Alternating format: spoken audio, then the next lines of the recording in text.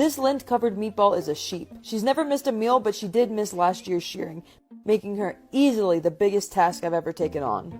Overgrowth is hard enough by itself, but with overweight added to the bunch, this is very difficult to maneuver. The additional circumference of the wool makes it very hard to get her into position. Not to mention that I'm basically going in blind. All I can do is work off feel, but that's even off because of the depth of the wool.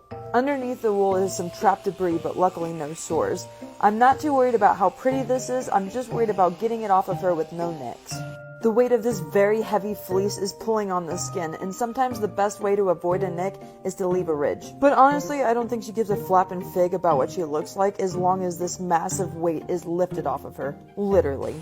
It takes me 8.5 minutes to find a sheep in this full fleece, and the pile it leaves behind is mind-blowing. I mean, look at the size of this thing. Although, the sheep's no lapdog either. I can barely wrap my arms around this monster, and a construction-sized trash bag is almost not enough. It's 23 pounds of dirt, oil, and mats, something no one would want to be trapped in. This is the most severe case of overgrowth I've seen in 13 years of shearing. And that droopy lip is a sign of heat stress. His mats are extraordinarily long and even heavier. He was bought at an auction and likely never shorn in his life.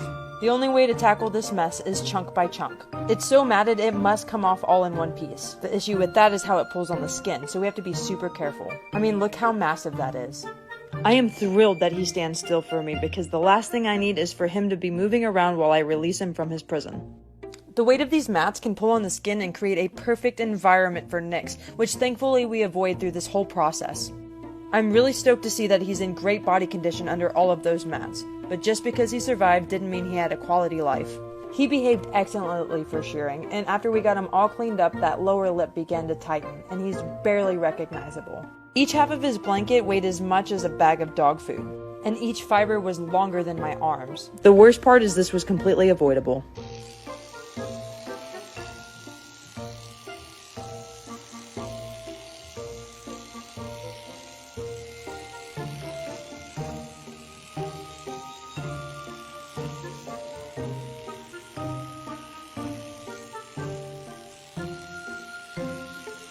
This guy's horn is dangerously close to his eye, so we're going to trim it back. There's only a blood supply at the base of the horn, which means sawing off the tip won't be a problem.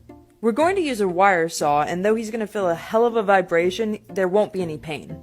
After it gets started, we readjust before we poke him in the eye, and then we're off. That's crazy. His horn will continue to grow, and this will likely need to be done again, but we've definitely bought him some time.